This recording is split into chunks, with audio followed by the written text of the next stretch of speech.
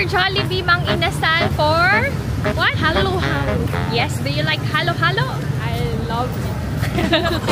Wow! Mukhang masarap! May sobrang sarap. Kain tayo. I'm so full.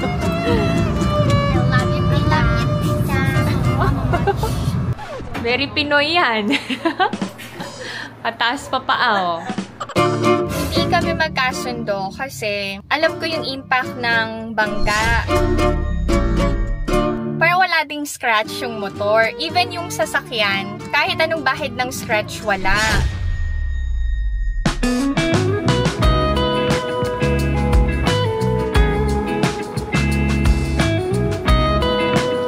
Doon pa. Doon, no, meron doon kanina. Okay na ba? Annyeong! Hi everyone! Welcome back to my channel. This is my life in the Philippines. Second day namin dito sa villa. Tulog pa ang mga bata. Si Kaya lang ang gising. Naglinis ng pool. Kain ako ng almusal. Tiyaya, ube flavor. Tatay! Nanay, oh. Wow! Wow! Ready na si Kaya mag-swim. Parang namamaga yung mata ko. No? Bakit? Wala, kahapon nga natakot ako. Baka may kuliti ako. Ang totoo niyan, kahapon, pagdating namin, nakabangga ako ng motor ng caretaker. Naatrasan ko. Kasi, hindi ako sanay dun sa sasakyan na walang alarm kapag nagre-reverse. Kasi yung sasakyan namin, merong alarm, nag-titi-titi-titi, ganun. Kapag merong tao or bagay sa likod and sa harapan. Although yung sasakyan nila Tito Neo, may monitor naman. Ewan ko ba?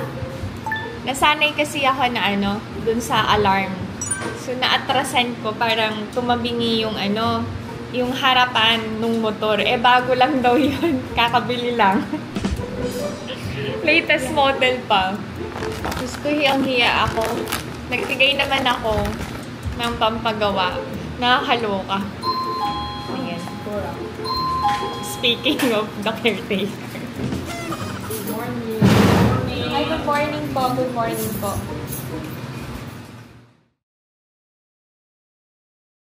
Nasaan na yung dito na? Ayoko na mag-drive dito sa Pilipinas. Ay, nakabangga nga ako, diba? So, parang na-damage yung motor and kailangan kong ipagawa. Kulang pa yung binigay ko kahapon. Kaloka. Anyway, kasalanan ko naman.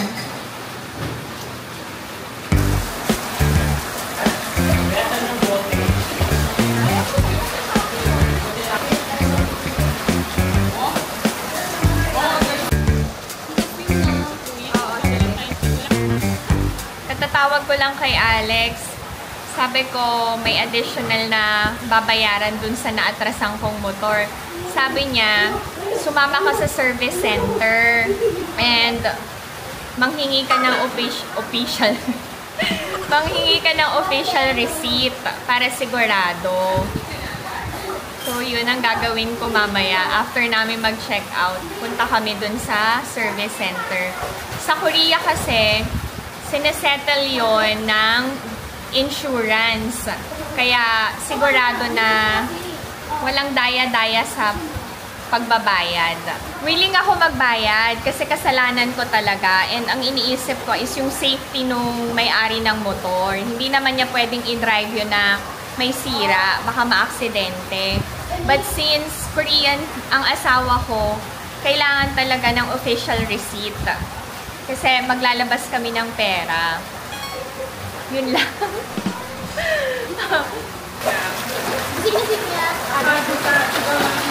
Oy, may balyena oh. Di naman? Balyena ka dyan. Di naman? Ano? Butanding! Ay, mermaid! Wow! Mermaid yan! Little mermaid! Galing talaga na. Wow! Ay, ay, ay! Galing! Ay, ay, ay, ay, ay, ay, ay, ay, ay! Ito si ate gumagalaw, oh. Wow! Galing ah! Galing, galing. Pupunta kami ngayon sa service center ng motor para isa-settle dun yung ano. Kailangang i-settle. Kailangan ko ng official receipt and magpipirmahan kami na nabayaran ko yung danyos. Para hindi na ako mamomroblema pag uwi ka ng Korea. Lesson learned. Ito yung motor. Hindi kami magkasundo kasi alam ko yung impact ng bangga. Nung naka-atras ako, hindi ganun kalakas yung impact. Tapos hindi natumba yung motor. Parang wala ding scratch yung motor. Even yung sasakyan, etong kotse na Mirage, kahit anong bahid ng scratch, wala. Kaya when I explained kay Alex, sabi niya, parang imposible na papalitan kagad yung parts ng motor na hindi ganun kalakas yung impact. Sa Korea kasi malalaman mo kung ano na eh, kung naipagawa na once or nagkaroon na ng aksidente yung vehicle eh. So tinanong ko kung pwede bang malaman. Wala daw silang way para malaman yung ganun. So sabi ni Alex, sa barangay or sa police, isettle muna. Hindi yung ako yung magpapagawa kaagad.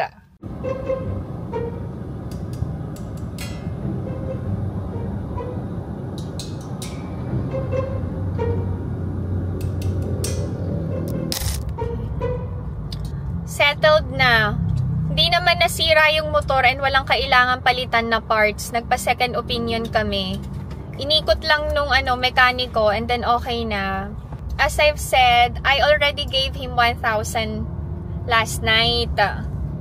Kasi ipapaayos nga daw niya. And then today, I gave another 1,000 para sa abala. Kasi isa siya sa mga caretakers nung villa. Eh dahil nga sa pagkaka-atras sa motor, hindi niya nagawa ng maayos yung trabaho niya. And yung oras ba na nakuha ko sa kanya dahil kailangan ipa-ayos yung motor niya. At least settled na. Sabi ko i-treat niya yung family niya eh. Family man kasi. Mabait naman. Nakaka-trauma mag-drive dito sa Philippines. Anyway, magja-Jollibee na kami.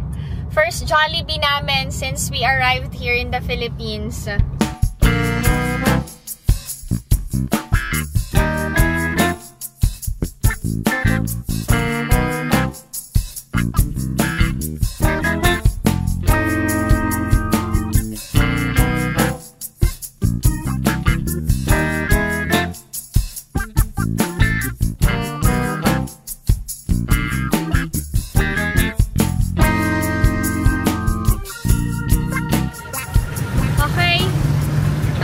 Jollibee Mang Inasal for what? Halo-halo.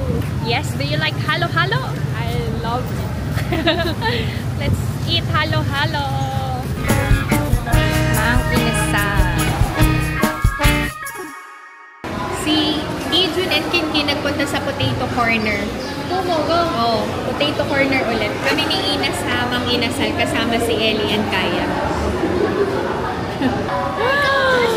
Wow! Mukhang masarap! Try na, dali.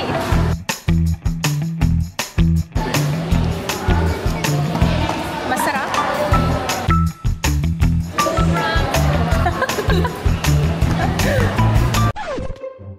Masakit yan? Ano ba? Kasi kain ng kain naman sila eh. Ano? Sarap. 이거 잼이 진짜 맛있어.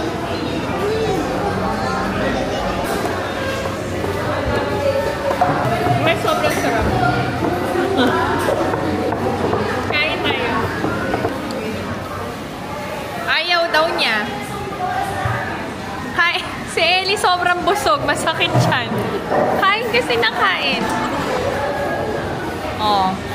Show lang. Ito yung potato corner niya. Favorite niya yan.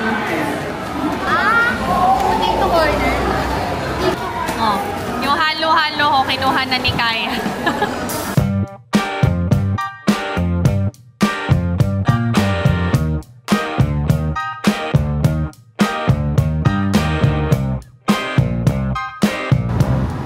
Finally, nakakain na ng favorite nilang food ang mga kids, Jollibee and Mang Inasal. I'm so full. Uwi na kami to netizens. Thank you Lord sa araw na to. Maayos natapos. Nag-enjoy kayo sa swimming? Yes. Inaya. Did you enjoy swimming? Yes. Yes! Hindi nga siya nakapag-swim. Hindi siya nakaligo eh. Kasi meron siyang dalaw. Next time, we have to check the schedule, anak. I'm sorry. Okay. Love you, baby. I love you, baby. Too. I love you, Kaya, Ellie. I love you, Tita. I love you, Tita. So much.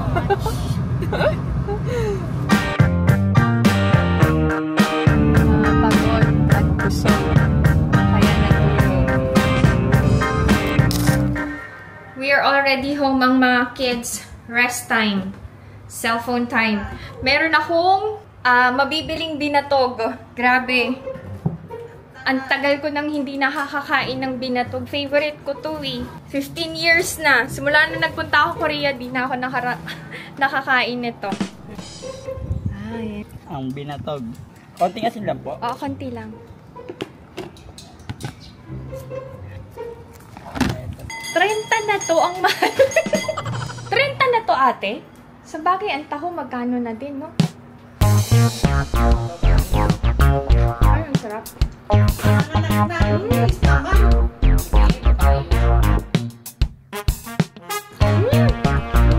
Ate, gusto ba? Try mo.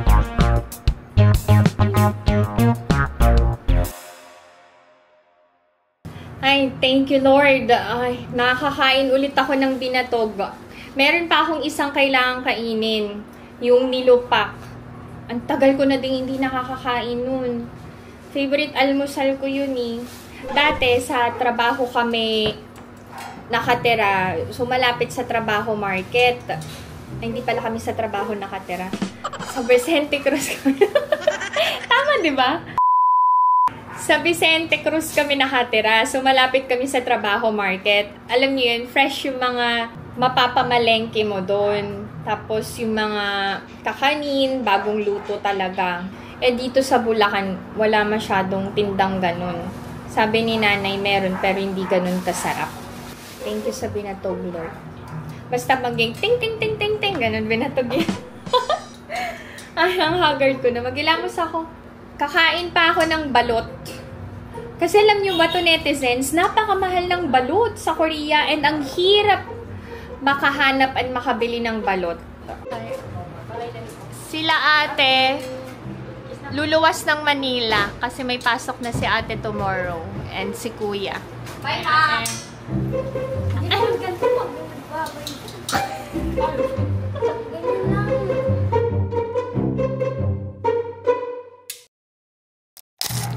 Naghilamos ako, ang init. Magpapa-laundry kami. Actually, hindi laundry. Magpapa-dry.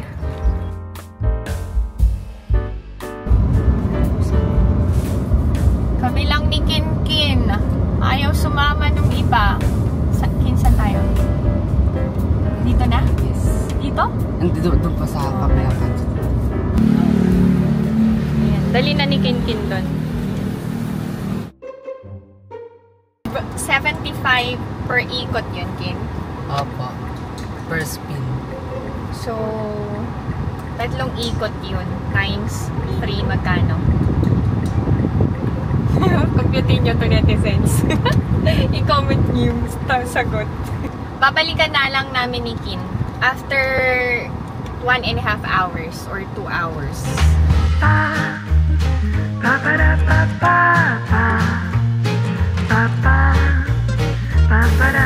Ijun, gusto niyang kumain itong Nissan Cup Noodles, seafood. First time yung matry ito nung sumakay kami sa Cebu Pack. Ito yung meal niya. Nagustuhan niya. Magluluto si Ina ng tteokbokki para sa kanila. Very Pinoy yan. Pataas pa paa, oh. Oh. Ay! It's hot! It's so hot! Oh. Tita, I want Oh. to eat balot. Let's eat balot. Mami? Masarap ba yung mami? Oh! Kuya. Talaga? O, sige. Wala mama nila, so puro tita sila. Kanina pa yan, tita. Magluluto si Ina ng tteokbokki. Yun na yung pinaka-dinner nila. Tapos labas kami. Bili kami ng balot. Check ko din yung mami. Ina is going to cook what? Tteokbokki.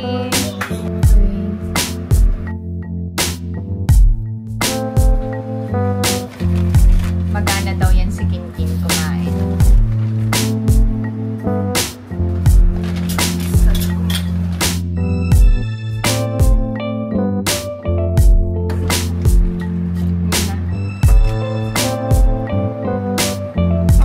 Ang tteokbokki ni Ate Ina.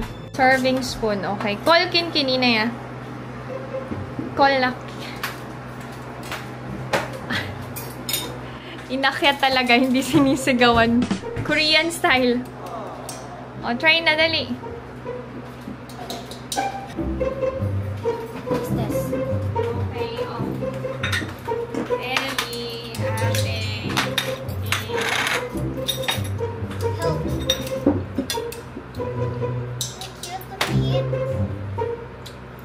Kasi kain tayo. Kain po. Kain. Kasi naman! Kasi naman eh! Tita, ikaw mag-aatin.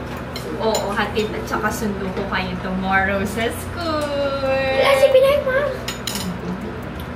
Ba't kailangan sabihin si Pinay mo pa? Tita, pinapanood ka ng classmate ko. Ay, bakit ako pinapanood ng kaklase mo? Di mo walang tinanong, anong nagustuhan mo kay PNSK? Ganun. So, bibigyan natin siya ng Korean noodles bukas. Kin! Ang hina naman ng tita. Kim! Kim! Ganun kasi tita. Ay, ganun ba dapat? Sorry naman. Pero mas malakas kay nanay. Ay, mas malakas yung kay nanay. Tawagin natin si Kuya. Kin! Kuya! Kuya! Kain na! Tita, ganun ako. Ay, Tingin. gano'n ka. Maanghang tita? Naubos mo na nga eh. Hindi nga. It's not anghang. It's not anghang. It's not maanghang. It's not Ay! Excuse me. Namumashita. Napakasarap. Ay, sabi mo lima anghang. Kain ka naman na kain eh. Isa pa, kanina ka pa eh. Ano ba yan? Ubusin mo na kayo ni Kuya. Ubusin nyo na. Gawa na ako ng excuse letter nila eh. Sa Korea kasi ang excuse letter, meron ng pattern na galing sa school, ipiprint na lang. Tapos, mag-fill out kami ng mga details. Saka ipapasa sa teacher. Si tita na lang gagawa nito. Ikaw na lang. Ako na lang, ha? Please, excuse my very beautiful niece. Dito. Ay, ilalagay ko yun eh. Gandang-ganda nga kasi ako sa'yo eh. My very beautiful Tita, niece. wag na. Please excuse my very adorable and loving. Kasi naman. Parang nagpakasyon ako para mag-alaga ng mga pamangkin ko. Char lang. Anyway, madami akong tutupiin and kailangan kong asikasuhin yung mga anak ko and mga pamangkin ko sa pagtulog. Hindi ko na iba-vlog. Tapusin ko na tong vlog. Next time na ako kakain ng balut, tinatamad na din akong lumabas para bumili. So, if you enjoyed watching this video and new to my channel, please consider subscribing, like, and share. Pinay Mom in South Korea. Stay safe, everyone. Bye!